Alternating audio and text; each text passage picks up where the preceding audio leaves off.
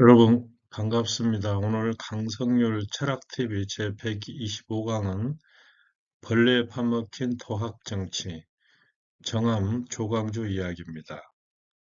여기는 이제 조광조의 초상화고 주초이양이라는 그 글씨를 써서 나뭇잎에 새겨서 이걸 갖다가 이제 조광조에 대한 모함의 근거로 삼았죠.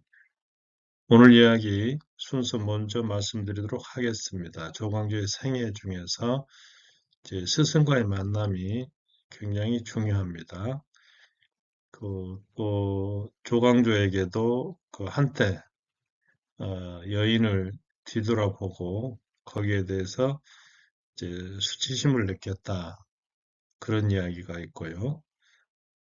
조광조를 연못에서 담을 넘어 들어온 이웃집 처녀를 혼내서 보냈다고 하는 그런 스토리도 있습니다.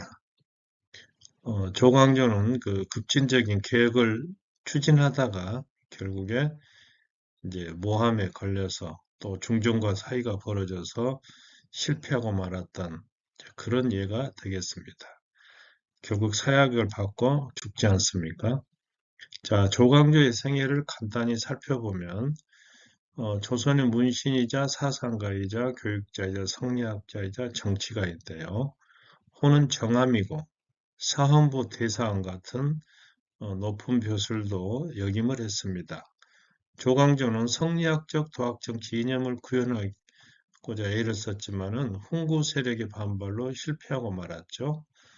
그리고 1519년 반정 공신들의 사주를 받은 궁인들이 나뭇집에 주초이양, 조씨가 왕이 된다는 이걸 새김으로써 용모로 몰려 전남 화순으로 유배가 됐다가 사사되고 맙니다. 이 사진은 조광조의 그 유배지였던 화순군 능주면에 있는 그 집입니다. 나중에 김여 명현에 들어가고 인종 때 복관이 되고 선조 때 영의정에 추증이 된 인물이 바로 조광조가 되겠습니다. 스승과의 만남인데요. 한성에서 오늘날 서울이겠죠. 사헌부 감찰 조원광의 아들로 태어난 조광조는 이성계의 생질이자 친조카이자 개국공신인 조원의 4대손이 되겠습니다. 어렸을 때부터 조광조는 학문의 소질을 보여서 주위에 그 총망을 받았지만 과거 시험을 보지 않아서 주변으로부터 핀잔을 받고 그랬다고 합니다. 그러던 어느 날 평안도 희천 이곳이 이제 아버지의 임지였는데 아버지의 임지를 따라갔겠죠. 이때 이제 모사로 유배 중이던 김경필을 만나게 됩니다. 그래서 18살 혹은 14살이라는 설도 있습니다만은 김경필과 사제지간이 됩니다. 김경필에게서 배우게 된다는 뜻이죠. 그런데 이 스승 김경필이 갑자사와 이제 연산군이 자기의 생모 윤씨가 패비 윤씨가 폐위될 때 찬성한 이제 신진 사류들을 처형한 그 비극적인 사건인데요. 여기에 김경필이 연루가 돼서 죽게 됩니다. 이후 조광조는 스승을 흠모하며 스승의 가르침대로 예의로서 사람을 대하되 불의한 자들을 멀리하는 그런 이제 그 행동을 하게 된 거죠. 조선시대 4대 사화 무호, 갑자, 기묘, 울사사가 있죠. 고독한 리더 무호사와 갑자사와 직후에 김경필의 제자인 그를 사람들이 기피하기 시작했는데요. 공부에만 전념하는 그를 광인, 미친 사람이란 뜻이죠. 혹은 화태, 화를 잉태하고 다니는 사람이다. 이렇게 조롱을 했다는 겁니다. 그러한 온갖 비난과 조롱에도 불구하고 조광조는 성리학과 사물연구에 정진을 했고 평소에도 의관을 단정히 갖추고 언행에도 절제를 함으로써 살인파의 영수로 떠오르게 됩니다. 그 재밌는 일화인데요. 산책 중에 조광조는 여인의 뒷모습을 계속 뒤돌아보게 되는데 함께 갔던 남곤이라는 친구는 고개 한번 돌리지 않고 뻣뻣이 가더라는 겁니다. 여기서 조광조는 자기 수양이 부족하다는 것을 한탄하고 어머니 영민씨 앞에서 고백을 하는데 이 모친의 교훈이 참 의미가 있습니다. 아름다운 처녀가 있는데 젊은 장부의 마음이 어찌 잠잠하겠느냐. 남곤이 한눈 하나 팔지 않았다면 얼마나 차갑고 모진 사람이냐. 훗날 그가 정치를 한다면 인정사정 없이 사람들을 피 흘리게 하거나 외면할 것이다. 그래서 민씨는 이 남곤이라는 사람을 멀리하라고 충고하면서 집도 멀리 이사를 했다는 겁니다. 담을 넘어 들어온 이웃집 처녀. 그 조광조 이웃집에 사는 처녀가 조광조를 연모하여 담을 넘어서 조광조의 방에까지 들어왔다고 합니다. 이때 조광조는 양반집 처녀로서 담을 넘어 도덕을 그르쳤으니 당신을 죽여 당신 집안의 명예를 세워주겠어. 그러면서 스스로 목숨을 끊으라고 칼을 건네주자 여인이 정말 자기를 하려고 하는 거예요. 이 모습을 보고 놀란 이 조광조는 허물을 뉘우치니 벌을 감해주겠어. 밖으로 나가 매화나무 가지를 꺾어 오셔. 그래서 이제 회초를 꺾은 이 여인의 종아리를 힘껏 때린 후에 돌려보냈다는 그런 에피소드가 있습니다. 조광조는 1510년 28살 때 속과인 진사시의 장원 가운데 2등으로 이제 합격을 하는데 바로 그해 성균관에 들어가서 중용이라고 하는 이 책은 사서오경 가운데 하나죠. 세상을 살아가는 데 필요한 자세를 설파하는 책인데요. 이 책의 저자는 공자의 손자라고 알려진 자사가 썼다. 이 설이 유력합니다. 성균관에 들어가서 중용을 강의해서 이름이 알려지고 그렇게 되자 동료 유생인 200여 명으로부터 학문과 행실이 뛰어난 자로 추천을 받았지만 반대 여론이 있어서 관직에 나가지는 못했습니다. 그러나 1515년 33세 때 이조 판사 안당과 남권의 추천으로 선무랑이라고 하는 벼슬에 발탁이 됐는데 종 6품에 해당하는 하계 계급이 되겠습니다. 이때 이제 그의 조광조의 거침없는 논리와 열정에 많은 관료들이 탐복을 했는데요. 같은 해 8월 알성시라고 하는 것은 임금이 친히 주관하는 과거 시험입니다. 여기에서 문과에 급제를 했습니다. 이때 이제 중종은 조광조에게 이 어려운 시대에 이상적인 정치를 하려면 어떻게 해야 하는가 이렇게 질문을 던졌고 조광조는 성실하게 도를 밝히고 명도, 항상 삼가는 태도, 근독으로 나라를 다스리는 마음의 요체로 삼아야 됩니다. 이렇게 간언하자 중종이 감격해서 이 신진사유인 조광조를 선발하게 됩니다.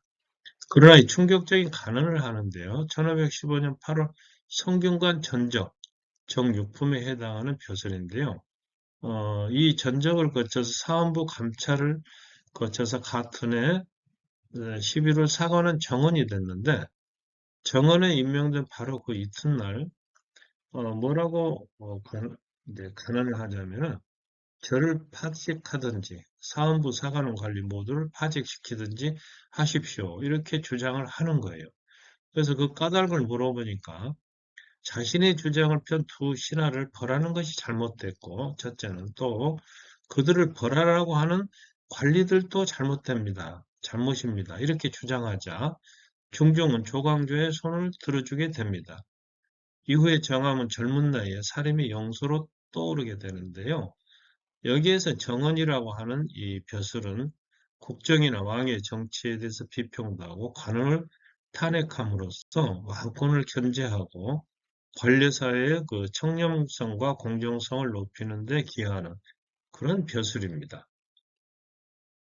고속 승진을 하게 되는데요. 조광조는 1516년 11월 왕명으로 특별 고가를 치러서 여기에서 장원급제를 함으로써 헐룡, 털을 넣어서 만든 이 한 채를 상으로 받습니다. 별건 아니지만 그래서 이제 임금으로부터 하사품이라고 하는 것이 중요하겠죠. 이후 5년 만에 홍문관 부제학을 거쳐서 대사원이라고 하는 것은 사헌부의 수장으로서 오늘날의 검찰총장에 해당하는 아주 고급 관료입니다. 여기까지 오르는 고속 승진을 하게 되는데 이 배경에는 연산군을 몰아낸 중종 반정 이후에 개혁 정치를 꿈꾸던 중종 임금의 특별한 총애가 있어서 가능했다. 그런 얘기죠. 죄송합니다. 조광조 개혁의 성과들을 보자면 먼저 현량과가 있습니다. 현량과라고 하는 것은 학문과 덕행이 뛰어난 인재를 과거 시험이 아닌 청과 추천에 의해서 채용하는 제도인데요. 이것은 그 기득권 그 보수파 세력에서만 계속 그 자제들이 이제 과거에 합격하니까 그러한 것을 이제 방지하기 위해서 어 이제 조광조가 건의한 그 제도입니다.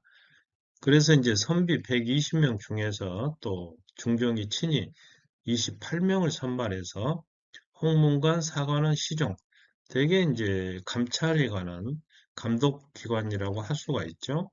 여기에 이제 이러한 요직에 등용을 해서 정치를 하다 보니까 간신들, 간산 신하들이 사라지게 됐다.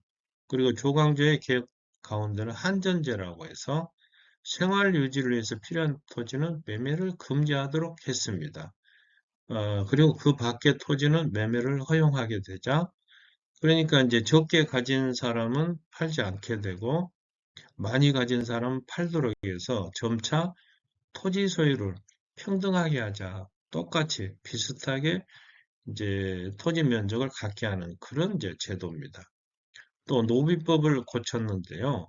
그래서 노비들이 양인, 보통 사람이 돼서 이제 출세의 길도 열어주는 거죠.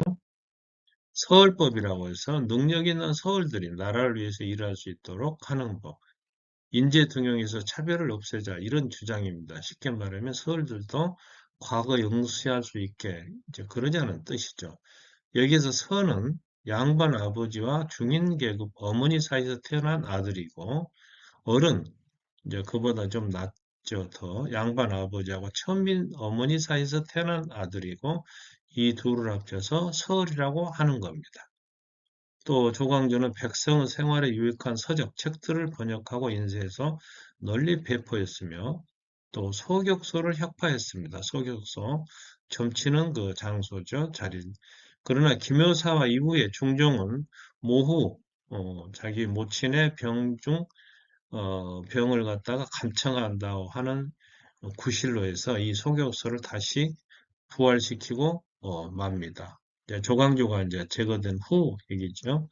오늘날 이제 소격동이라고 서울에 있지 않습니까? 여기가 아마 소격소가 있었던 자리지 않은가 그렇게 추측이 됩니다.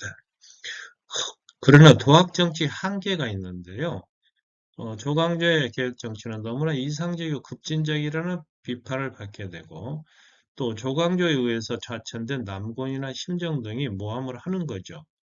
지나친 급진성은 오히려 성리학적 이념 전파에 걸림돌이 됩니다. 이렇게 중종에게 건의를 모함을 하는 거예요. 그리고 경연이라고 하는 것은 인군과 신하들이 모여서 학문도 논하고 정치도 토론하는 그런 자리인데 이때마다 이제 조광조가 간언을 하니까 중종도 점점 실증나고 지치기 시작한 거죠. 또 거기에 이제 조광조가 어떤 주장을 하냐면 중종 반정 때 패출당한 당경왕후 신씨의 복위를 주장하는데 당경왕후 신씨는 중종의 정비입니다. 정식비인데 7일밖에 제의하지 못했는데 왜냐하면 중종 반정 직후에 역적에 따르라고 해서 연좌돼서 패출이 됐던 인물인데 조광조의 주장은 이 신씨가 당경왕후가 연산군에 동조하지도 않았는데 다만 친정 아버지 신수군이 좌의정을 지냈다는 이유로 폐위된 것은 잘못입니다. 이렇게 건의를 했지만은 이제 반정 공신들, 중종 반정을 일으켰던 이 신하들의 반발로 여기에 이제 더 이제 엎친 데 덮친 격이 되고 말았던 겁니다. 그리고 조광조는 전국 공신 책록이 부당한 자들은 훈장 목록에서 깎아버리라고 상소를 올리게 됩니다.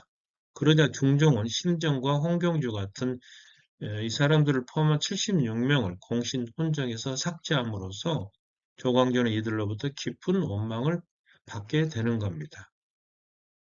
재밌는 이야기로 조광조의 키는 매우 작았다고 합니다. 그래서 항상 고개를 뻣뻣이 들고 다녔는데 그 까닭은 부패한 대신들이 나를 내려다보는 게 싫다고 그랬다는 건데요. 신하들은 조광조는 멀리서부터 콧구멍만 보인다. 이제 고개를 들고 다니니까 이런 우스갯소리를 하고 했는데 여기에 바로 조광조의 꼿꼿한 타협할 줄 모르는 그런 성격이 잘 드러나 있다. 그리고 조광조는 어느 날 세수를 하다가 거울에 비친 자기의 얼굴을 보면서 아, 이게 어찌 사내의 길한 좋은 상인가 이렇게 하면서 한탄을 했다는 겁니다. 그러니까 키도 작고 얼굴도 못생겼다는 얘기죠.